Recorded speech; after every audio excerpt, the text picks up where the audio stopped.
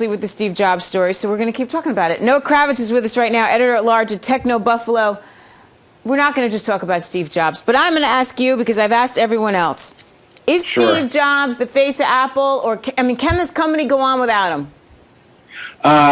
Yes and yes to both your questions. He's absolutely the face of Apple. In his statement he issued, he said he loves the company. I know. And for all the hyperbole you hear in business and the tech world, I believe that, through and through.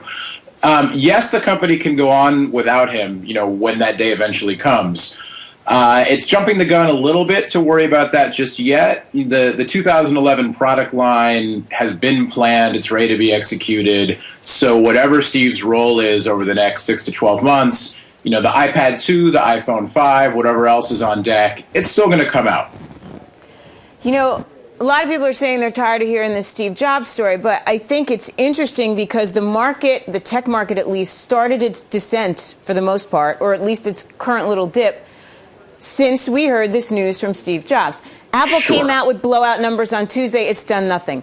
We heard from F5 today, cloud computing companies, saying we got issues. It's not so great. We're not hearing great things. IBM, blowout numbers, still basically did nothing. So something's happening in the tech world right now. Don't get me wrong, for better or for worse, as Apple goes, the tech world seems to go. It's not just Apple.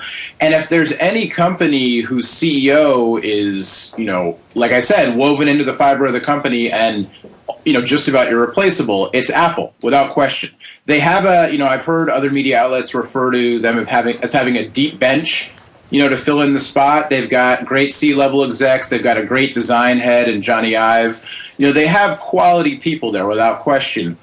But Steve is kind of, almost the poster boy for this sort of tech CEO as personality, and so much of what Apple is good at, whatever you think of their products, they're so good at controlling the news cycle. They're so good at, they've stolen CES's thunder how many years in a row now without even being there? Right. The Verizon iPhone this year. So they're so good at that. And Steve is the face of the company, like you said. So absolutely, it makes sense.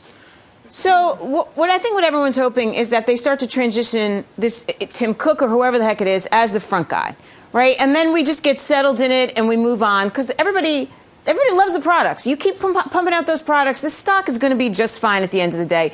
It's just a matter of us knowing. That's really all it is. Right.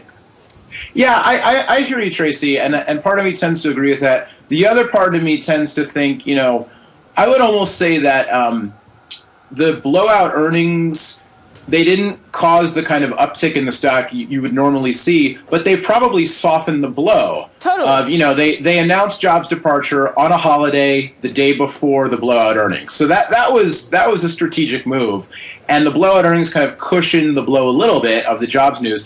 I think when you see the next big announcement, and probably it'll be the next iPad, as long as the product is well received, I would imagine we're going to see an uptick in the stock price. If that doesn't happen, then there's a much greater cause for concern. Maybe I'm underestimating the point you just made. It's a valid point. I'm kind of thinking, when the next products come out, that's going to rewrite the ship as far as the financials and the stock community and everybody's concerned. If it doesn't, then that's a huge sign pointing to exactly what you just said, which is people really wanting to know what's the plan for, the successor to the throne, the heir to the throne, if you will. Right, so that's a litmus test, right? The next product comes out, let's see how they do. So the iPad 2 is coming. We all know that. Right. We also know that every summer they put out an iPhone. So, and that brings us back to the Verizon deal. When we were talking about this, and you said it first, because then Consumer Reports comes out and says, don't buy the Verizon iPhone, wait for the new one. And you said it way before them.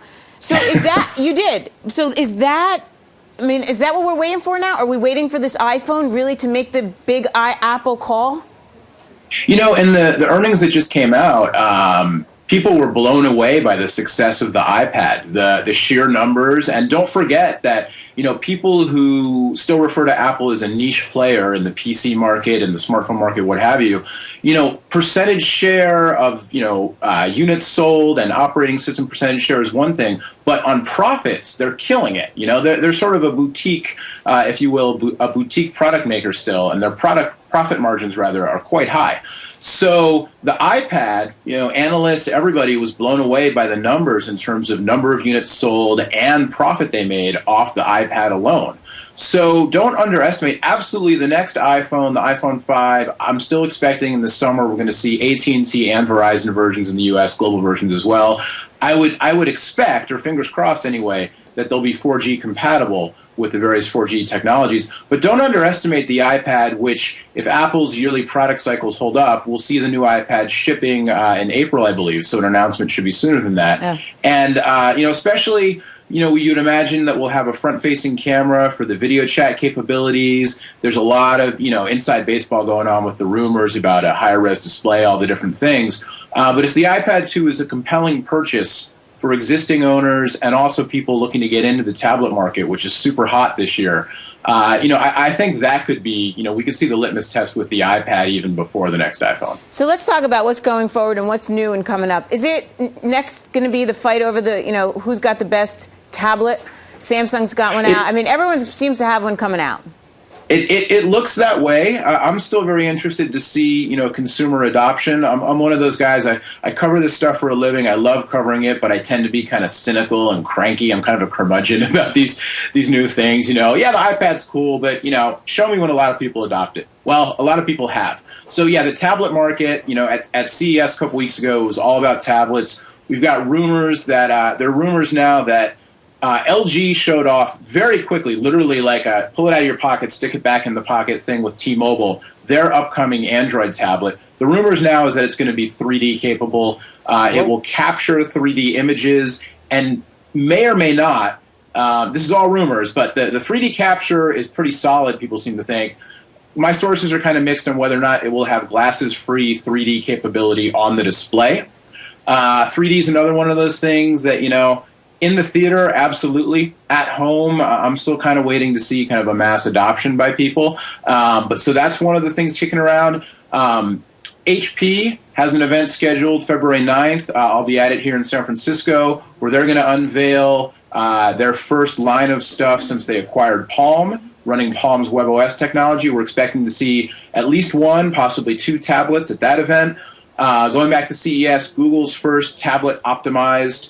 They've got Android, but Android wasn't made for tablets. So you've got these tablets that are running, Android, but it wasn't made for it. The version of Android for tablets, which is codenamed Honeycomb, very impressive in, non-production previews at CES. So there's a big product from Motorola launching on Verizon called the Zoom. We'll see a lot of that. I'm hearing we might see some ad campaigns kind of around the Super Bowl. I don't know. We'll have to watch the Super Bowl to see. Yeah. No, I got to tell you, this is probably why you don't buy anything. It's so damn confusing. And anytime you finally pull the trigger to buy something new is out, and you're like, you own the dinosaur. Speaking of dinosaurs, do you know I still own the, what the heck's it called? Mini iPod. It's like 4 inches thick. My kids think it's like a paperweight. It holds doors open. It's so big. It cracks me up. You know what? If it still plays music, why get rid of it? And that's for the life of me, I will never have that many songs. Or I don't even know that many songs. I don't know. It's craziness. But that's why you're here. We'll talk off air. Yeah, there's some apps that can help you with that. Seriously. When your 6-year-old has a cooler product than you do, there's problems. Noah Kravitz, you're awesome. Editor-at-large at TechnoBuffalo. TechnoBuffalo, thank you. And I know you'll be back. Tracy. And we certainly have to make sure we have you around for that February 9th Hewlett-Packard meeting. I'll be here anytime. Thank you. Thanks, Noah. Thanks, Tracy.